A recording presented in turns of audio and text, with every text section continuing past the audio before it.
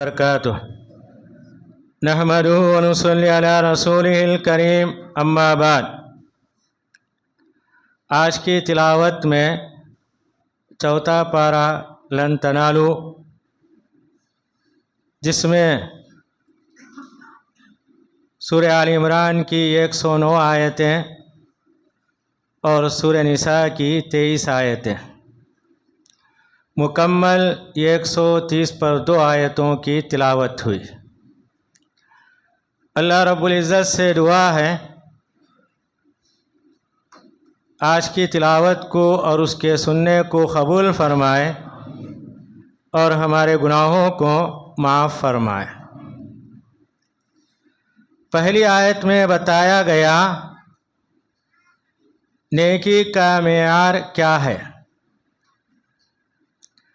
اپنی پسندیدہ بہترین چیز اللہ کے راستے میں دو، یہ بڑی بھلائی ہے، اس کا اجر و ثواب بھی زیادہ ہوگا۔ لن تنالوا البر حتی تنفقوا مما تحبون، تم بھلائی نہیں پاؤ گے یہاں تک کہ اپنی پسندیدہ چیز خرچ کرو۔ جب یہ آیت نازل ہوئی، حضرت ابو طلحہ رضی اللہ تعالیٰ عنہ مدینے کے مشہور صحابی، ان کے پاس بے شمار کھجور کے باغات تھے۔ ان کا ایک باغ مسجد نبوی کے بالکل قریب تھا، باغ کا نام بیروحہ۔ اس کا پانی بڑا میٹھا ہوتا۔ نبی کریم صلی اللہ علیہ وسلم کبھی ان کے باغ میں جاتے، پانی پیتے، اس کے پھل کھایا کرتے تھے۔ اس آیت کے نازل ہونے کے بعد انہوں نے کہا، میرے نزدیک میرے مال میں یہ سب سے پسندیدہ مال ہے، میں اسے اللہ کے راستے میں دینا چاہتا ہوں، کیا نیکی ہے؟ تو آپ نے کہا یہ بہترین نیکی ہے۔ آپ نے کہا اس کھیت کو اپنے رشتہ داروں میں تقسیم کر دو۔ انہوں نے اپنے رشتہ داروں میں، چچا زاد بھائیوں میں تقسیم کر دیا۔ تو پہلی آیت میں اللہ تعالیٰ یہ کہتے ہیں اللہ کے راستے میں دو، اپنے پسندیدہ مال کو، دولت کو دو، یہ اللہ کے نزدیک پسندیدہ عمل ہے، اس کی نیکی بھی، اس کا اجر و ثواب زیادہ ملے گا۔ اس کے بعد یہودیوں نے نبی کریم صلی اللہ علیہ وسلم سے 4 سوالات پوچھے۔ نبی کریم صلی اللہ علیہ وسلم کے پاس آئے اور کہا، آپ اللہ کے پیغمبر ہیں، یہ سوالات کا جواب اللہ کا پیغمبر ہی دے سکتا ہے۔ ان کا پہلا سوال یہ تھا، حضرت یعقوب علیہ السلام نے اپنے اوپر کون سی چیز کو حرام قرار دیا؟ صحیح حدیث کے اندر ہے، یعقوب علیہ السلام بیمار ہو گئے، انہوں نے بیماری کے زمانے میں نظر مانی، اگر میں صحت مند ہو گیا، میرے نزدیک کھانے کی جو بہترین چیز ہے، پینے کی بہترین چیز ہے، اسے چھوڑ دوں گا۔ کھانے کی چیز کیا تھی؟ اونٹ کا گوشت۔ پینے کی چیز کیا تھی؟ اونٹنی کا دودھ۔ صحت یاب ہو گئے، انہوں نے چھوڑ دیا۔ ان کے بعد والے لوگوں نے یہ سمجھا اونٹ کا گوشت، اس کا دودھ حرام ہے۔ اللہ تعالیٰ کہتے ہیں بنی اسرائیل کے لیے یہ حرام نہیں تھا، یعقوب علیہ السلام نے اپنی نظر کے مطابق اسے پورا کیا۔ تو نبی کریم صلی اللہ علیہ وسلم نے یہ بات بتائی، یہودیوں نے کہا آپ نے بالکل صحیح کہا۔ دوسرا سوال یہ تھا، ماں کے پیٹ کے اندر بچہ اور بچی کیسے ہوتے ہیں؟ تو نبی کریم صلی اللہ علیہ وسلم نے کہا، اگر ماں کے پیٹ کے اندر سفید پانی جو مرد کا ہوتا ہے غالب آ جائے، بچہ ہوتا ہے۔ اگر ماں کے پیٹ کے اندر پیلا پانی جو عورت کا پانی ہوتا ہے وہ غالب آ جائے، بچی ہوتی ہے۔ یہودیوں نے کہا آپ نے بالکل صحیح کہا۔ تیسرا سوال یہ تھا کہ پیغمبر کا سونا کیسا ہوتا ہے؟ آرام جب کرتے ہیں کیسے آرام کرتے ہیں؟ تو نبی کریم صلی اللہ علیہ وسلم نے کہا پیغمبر جب سوتا ہے اس کی آنکھ بند ہوتی ہے مگر دل جاگتا ہے۔ ان لوگوں نے کہا صحیح۔ اور چوتھا آخری سوال یہ تھا کہ تمہارے پاس کون سا فرشتہ آتا ہے؟ تو نبی کریم صلی اللہ علیہ وسلم نے کہا میرے پاس اللہ کا پیغام لانے والا فرشتہ جبرائیل ہے۔ ان لوگوں نے کہا ہمارا تمہارا نہیں ہو سکتا، کیونکہ جبرائیل ہمارا دشمن ہے، ہمارے اوپر عذاب لے کے آیا، ہم اسے نہیں مانتے۔ تو اللہ تعالیٰ نے کہا جو جبرائیل کا دشمن ہے وہ اللہ کا دشمن ہے۔ سارے فرشتے اللہ کے ہیں، کسی فرشتے کو دشمن بنانا، کسی فرشتے کو دوست بنا، یہ مومن کی شان نہیں۔ اس کے بعد اللہ تعالیٰ نے کعبۃ اللہ کا ذکر کیا۔ دنیا کے اندر سب سے پہلے اللہ کی عبادت کے لیے کعبۃ اللہ تعمیر کیا گیا، یہ پہلا گھر ہے۔ پھر نبی کریم صلی اللہ علیہ وسلم سے پوچھا گیا اس کے بعد کون سا گھر بنایا گیا اللہ کی عبادت کے لیے؟ آپ نے کہا مسجد اقصیٰ۔ تو اللہ تعالیٰ کہتے ہیں یہ مبارک گھر ہے، کعبۃ اللہ مبارک گھر ہے، اس کے اندر برکتیں ہیں، کئی برکتیں ہیں۔ اگر کوئی آدمی وہاں ایک فرض نماز پڑھتا ہے، دنیا کی باقی مساجد کے اندر ایک فرض کا ثواب جتنا ہے وہاں 1,00,000 نمازوں کا ثواب ملتا ہے، یہ برکت ہے۔ اسی مکے کے اندر کعبۃ اللہ کے اندر زمزم کا پانی ہے، اور اللہ تعالیٰ کہتے ہیں اسی کعبے کے اندر یعنی مکے کے احاطے میں مقام ابراہیم ہے، وہ پتھر جس پر ابراہیم علیہ السلام کھڑے ہو کر کعبے کی تعمیر انہوں نے بنائی، مقام ابراہیم۔ نبی کریم صلی اللہ علیہ وسلم طواف کے دوران آپ نے حضرت عمر رضی اللہ تعالیٰ عنہ سے کہا یہ مقام ابراہیم ہے۔ حضرت عمر رضی اللہ تعالیٰ عنہ نے کہا کاش یہاں ہمیں 2 رکعت نماز پڑھنے کا حکم ہوتا۔ انہوں نے اپنے خیال کا اظہار کیا، آسمان سے وحی آئی، طواف کے بعد مقام ابراہیم پر 2 رکعت نماز ادا کر۔ پھر اللہ تعالیٰ کہتے ہیں یہ کعبۃ اللہ امن کی جگہ ہے، جو بھی اس کے اندر جائے گا امن سکون رہے گا۔ جب سے کعبۃ اللہ بنا قیامت تک یہ امن کی جگہ ہے۔ نبی کریم صلی اللہ علیہ وسلم نے حجۃ الوداع کے موقع پر کہا اللہ تعالیٰ نے مجھے آج کے دن کعبۃ اللہ کے اندر خون خرابہ کرنے کا حکم دیا، میں نے اسے استعمال نہیں کیا، اس کی حرمت جیسے شروع سے آج تک ہے۔ اس کے بعد اللہ تعالیٰ کہتے ہیں جس کے پاس حیثیت ہے حج کرنے کی، اگر وہ حج نہیں کرتا اللہ تعالیٰ کہتے ہیں وہ کافر ہے۔ وَمَن كَفَرَ فَإِنَّ اللَّهَ غَنِيٌّ عَنِ الْعَالَمِينَ، جو انکار کیا حج کا اللہ تعالیٰ اس سے بے نیاز ہے۔ اس کے بعد اللہ تعالیٰ کہتے ہیں وَاعْتَصِمُوا بِحَبْلِ اللَّهِ جَمِيعًا وَلَا تَفَرَّقُوا، اللہ کی رسی کو مضبوطی سے تھام لو، آپس میں تفرقہ بازی مت کرو، ٹکڑے ٹکڑے مت ہو جاؤ۔ یہ اللہ کا انعام ہے، ہمارے درمیان اللہ کی کتاب ہے، نبی کریم صلی اللہ علیہ وسلم کی سنت ہے، یہ 2 چیزیں ہمیں آپس میں جوڑنے والی ہیں۔ اللہ تعالیٰ کہتے ہیں اگر تم ان چیزوں کو تھامو گے تمہارے اندر اختلاف نہیں ہوگا۔ جب ہم نے اللہ کی کتاب کو چھوڑ دی، نبی کی سنتوں کو ہم نے چھوڑ دیا، آج ہمارے درمیان کتنے اختلافات ہیں، کتنے فرقے۔ مدینے کے اندر نبی کریم صلی اللہ علیہ وسلم کے آنے سے پہلے 2 بڑے قبیلے رہتے تھے، ایک اوس اور خزرج، دونوں کے درمیان کئی سالوں سے جنگ چلتی رہی۔ اللہ تعالیٰ اس کا ذکر کرتے ہوئے کہتے ہیں میرے پیغمبر آنے سے پہلے تمہاری حالت کیا تھی؟ آپس میں دشمن تھے۔ فَأَلَّفَ بَيْنَ قُلُوبِكُمْ، اللہ تعالیٰ نے تمہارے دلوں کے اندر الفت محبت پیدا کر دی۔ فَأَصْبَحْتُمْ بِنِعْمَتِهِ إِخْوَانًا، اللہ کی نعمت کی وجہ سے تم آپس میں بھائی بھائی ہو گئے۔ آپس میں محبت اللہ کی دین ہے، دشمنی اللہ کا عذاب ہے۔ اللہ تعالیٰ یہی کہتے ہیں میری نعمت کی وجہ سے سارے مدینے والے آپس میں بھائی بھائی ہو گئے۔ پھر اللہ تعالیٰ کہتے ہیں ہم کیا ہے خیر امت ہیں، اللہ تعالیٰ ہمیں بہترین امت بنایا، کس بات پر؟ لوگوں کے درمیان تبلیغ کرنے کے لیے۔ کنتم خیر امت، تم کیا ہے خیر امت، بہتر امت ہو، اخرجت للناس، لوگوں کے لیے نکالی گئی ہو۔ کیوں؟ تأمرون بالمعروف وتنہون عن المنکر، کہ تم لوگوں کو بھلائی کا حکم دو، برائیوں سے روکو۔ یہ امت کا فریضہ ہے۔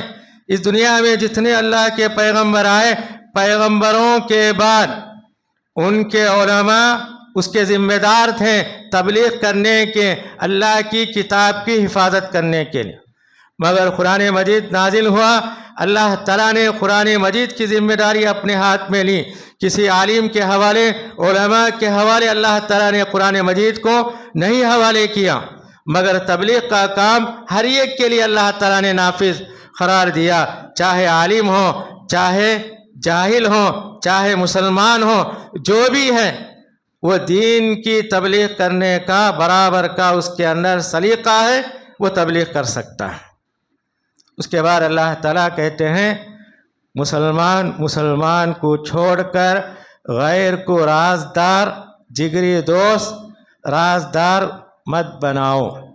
अल्लाह ताला कहते हैं या अय्युहल्लज़ीना आमनू ला तत्तखिज़ू बितानतम मिन दूनिकुम, ऐ मोमिनो तुम अपने अलावा दूसरों को राजदार मत बनाओ। हज़रत उमर रज़ी अल्लाह तआला अन्हु के दौर में लोगों ने कहा, हिरा एक मुकाम का नाम है, वहाँ का रहने वाला मजूसी आग का पूजा करने वाला था। लोगों ने कहा उसे लिखना अच्छा आता है, आप अपने पास उसे लिखने के वास्ते रख लीजिए। तो हज़रत उमर रज़ी अल्लाह तआला अन्हु ने इस आयत की तिलावत की। अल्लाह ताला कहता है मोमिन के सिवा किसी मोमिन को राजदार नहीं बनाना है, तू मुझे धोखा देना चाहता है। उन्होंने इनकार कर दिया। तो आज हमारे लिए एक अमली नमूना है, मोमिन अपनी जगह मोमिन होना चाहिए। हर एक अपना जायज़ा लें, मैं ईमान के अंदर कितना उतरा हुआ हूँ। दूसरों को कहने के बजाय अपना अपना जायज़ा लेना चाहिए कि मैं कितना मोमिन हूँ। उसके बाद अल्लाह ताला तफसील के साथ जंग उहद का ज़िक्र किया। ये दूसरी जंग है।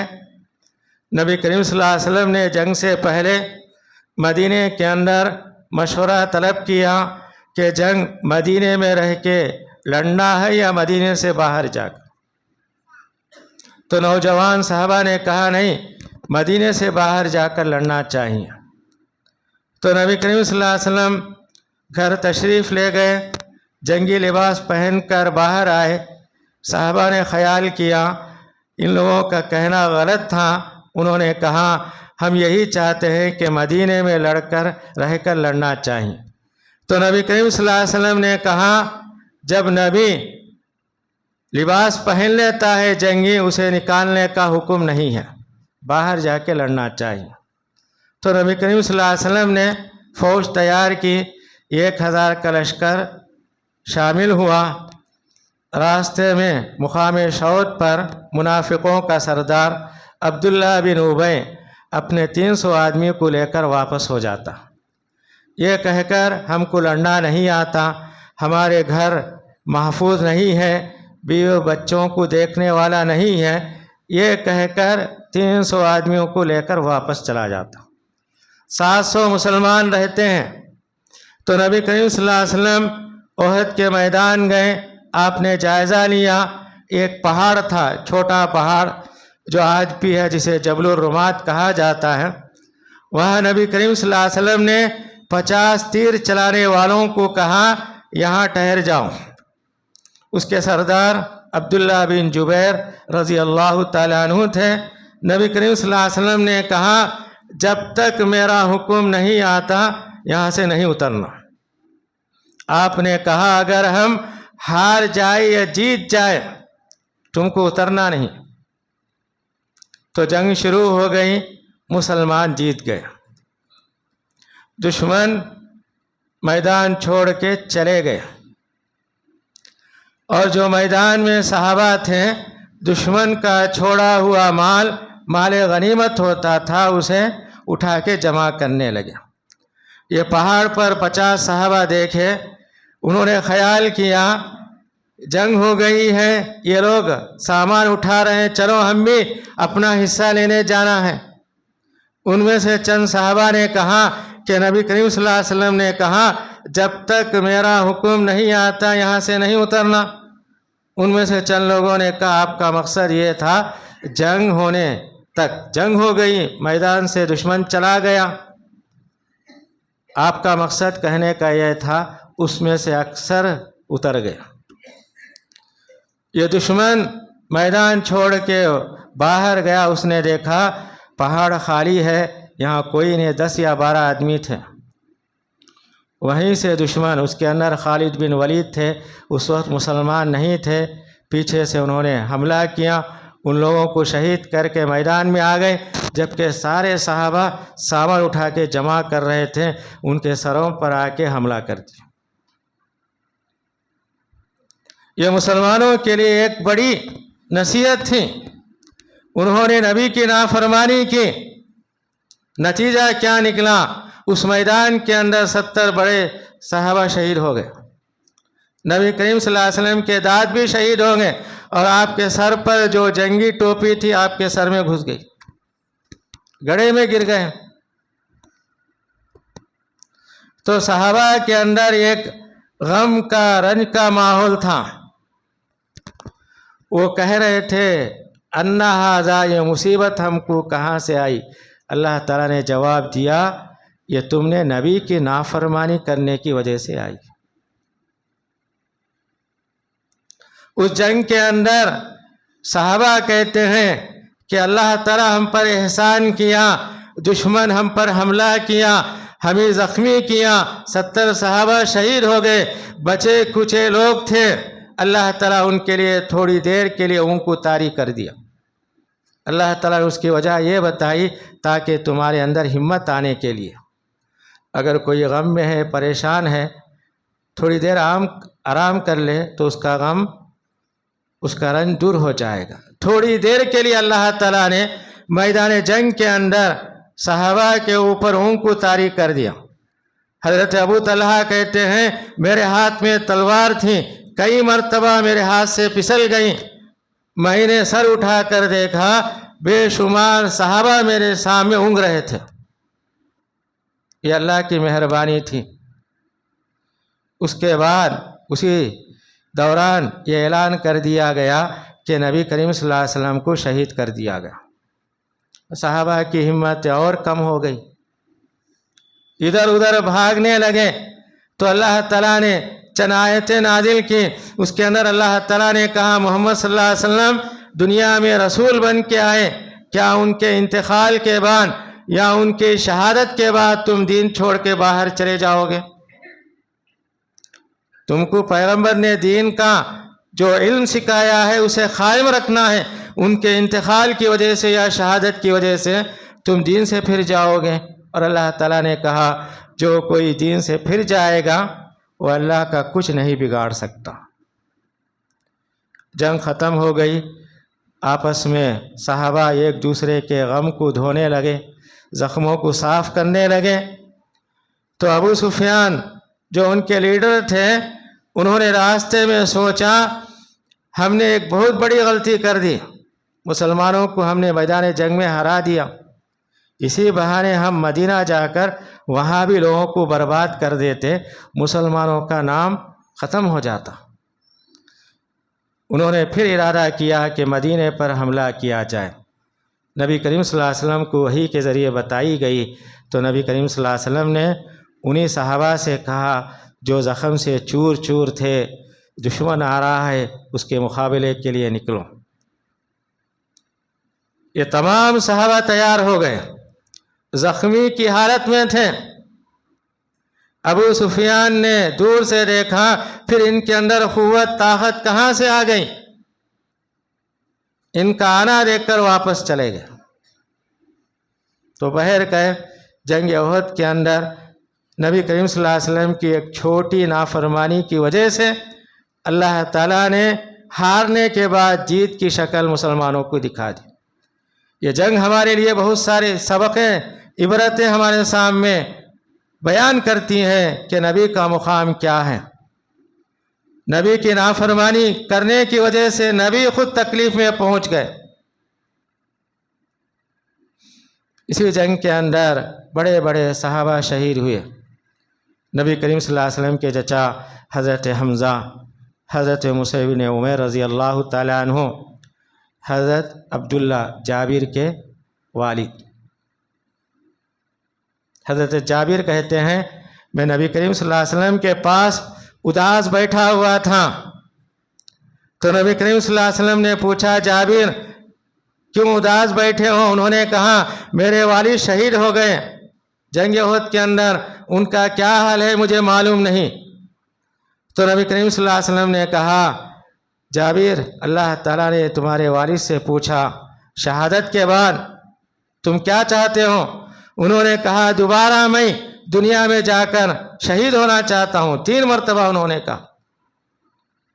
پھر نبی کریم صلی اللہ علیہ وسلم نے کہا جتنے لوگ جنگ احد میں شہید ہوئے اللہ تعالیٰ ان کی روح جنت کے ہرے پرندوں کے پیٹ میں ڈال دیا۔ وہ پرندے جنت میں گھومتی ہیں، اس کے پھل اس کا پانی پیتے ہیں، پینے کے بعد اللہ کے عرش کے نیچے جو خندیلیں ہیں وہاں بیٹھ جاتی ہیں۔ اللہ تعالیٰ ان کو دیکھ کر پوچھتے ہیں تمہیں کیا چاہیے پرندوں سے؟ وہ پرندے کہتے ہیں ہم کو کوئی چیز کی ضرورت نہیں ہے، جنت کی نعمتیں ہیں، اس کا پانی ہے۔ 3 مرتبہ اللہ تعالیٰ سوال کرتے ہیں، 3 مرتبہ یہی کہتے ہیں۔ تو اللہ تعالیٰ نے یہ کہا جنگ احد کے اندر جو شہید ہوئے ان کو مردہ مت کہو، شہید کی موت نہیں ہوتی، اس کی زندگی ہے، برزخ والی زندگی ہے، اللہ تعالیٰ اسے روزی دیتے ہیں۔ اور اللہ تعالیٰ نے کہا ان کی زندگی کیسی ہے، ان کو روزی کیسے دی جاتی ہے ہم کو معلوم نہیں، ایمان لانا ضروری ہے۔ اسی صورت کے اندر اللہ تعالیٰ نے نبی کریم صلی اللہ علیہ وسلم کی چند خوبیاں بیان کی۔ اللہ تعالیٰ نے کہا میری مہربانی کی وجہ سے آپ عرب والوں کے لیے نرم طبیعت کے قائم ہوئے۔ عرب کے سارے لوگ سخت دل تھے، ان کے دل کے اندر نرمی کا کوئی جذبہ نہیں تھا۔ اپنی بچیوں کو زندہ دفن کرنے والے لوگ، اللہ تعالیٰ کہتے ہیں میں نے ان کے لیے آپ کو نرم دل والا بنایا۔ وَلَوْ كُنْتَ فَظًّا غَلِيظَ الْقَلْبِ، اگر آپ بد زبان ہوتے، دل کے سخت ہوتے، یہ عرب والوں میں سے کوئی آپ کے ساتھ نہیں ہوتا، تمام کے تمام دور ہو جاتے ہیں، کیونکہ آپ نرم طبیعت کے ہیں، زبان سے مٹھاس نکلتی ہے، اور آپ کے اخلاق و کردار کی وجہ سے یہ سارے لوگ جمع ہوئے۔ پھر اللہ تعالیٰ کہتے ہیں اگر یہ لوگ آپ کی مجلس میں کوئی غلطی کر دے انہیں معاف کر دو، ضرورت پڑنے پر ان سے مشورہ بھی آپ لے سکتے ہیں۔ نبی کو کہا جا رہا ہے کسی کام کے اندر آپ کو مشورہ لینے کی ضرورت ہے، لینا چاہیے۔ نبی کریم صلی اللہ علیہ وسلم نے جنگی میدان کے اندر کئی صحابہ سے آپ نے مشورہ طلب کیا۔ مشورے میں کیا ہے؟ خیر و برکت ہے۔ ہر آدمی یہی نہیں سمجھنا چاہیے میرا مشورہ صحیح ہے، مجلس کے اندر جس کا مشورہ بہتر ہوتا ہے اسے اپنانا چاہیے، چاہے مشورہ دینے والا ہو یا سننے والا ہو، جو جس بات کو پسند کرتا ہے اس کے اندر اللہ کی مدد ہوتی ہے۔ سورت کے آخر میں اللہ تعالیٰ نے نیک لوگوں کی خوبیاں بیان کی۔ رات میں اللہ کو یاد کرتے ہیں، کروٹیں بدلتے ہوئے، کھڑے ہو کر سجدہ کرتے ہوئے، کائنات کی طرف آنکھیں اٹھا کر دیکھ کر کہتے ہیں کہ اللہ تعالیٰ نے دنیا میں کسی چیز کو بیکار نہیں پیدا کیا، اور اللہ سے دعا کرتے ہیں اللہ تو ہم کو جہنم کے عذاب سے بچا، دنیا کے اندر تو نے نبیوں کے زبان جو وعدہ کیا ہے قیامت کے دن ہم کو عطا کر۔ اس کے بعد والی سورہ نساء، نساء کے معنی عورتیں، عورتوں کے تعلق سے اللہ نے جتنے مسائل ہیں تقریباً اس سورت کے اندر بتایا گیا۔ پہلے اللہ تعالیٰ نے یہ کہا یتیموں کا اگر کوئی ذمہ دار ہے اسے اس کے مال کی نگرانی کرنا چاہیے، اس کے مال کو اپنا مال سمجھ کے اپنے مال کے اندر مت ملایا کرو۔ عرب والوں کی عادت تھی اگر کوئی یتیم ہوتا اس کا جانور اچھے ہوتے، اس کے جانور خراب ہوتے، یہ کہہ کر اس کے ذمہ دار ہوتے میں یتیم کی پرورش کروں گا، جیسے اس کا مال اس کے پاس آتا اپنے برے جانور جو کمزور جانور ہوتے ہیں وہاں پہنچا کر اس کے اچھے جانور اپنے پاس لایا کرتا تھا۔ اللہ تعالیٰ کہتے ہیں اپنا مال دوسروں کے مال کو ملا کر ناپاک مت کرو، یہ سراسر برا عمل ہے۔ پھر اللہ تعالیٰ کہتے ہیں اگر کوئی مالدار یتیم کی نگرانی لیتا ہے اس کے مال میں سے کچھ بھی نہ حاصل کرے، اگر کوئی فقیر ہے محتاج ہے اس کا ذمہ دار بنتا ہے تو اللہ تعالیٰ کہتے ہیں اس کے مال میں سے جتنا اسے میسر ہو، یعنی اس کی زندگی گزارنے کے لیے حالات کے لحاظ سے اس کا مال استعمال کر سکتا ہے۔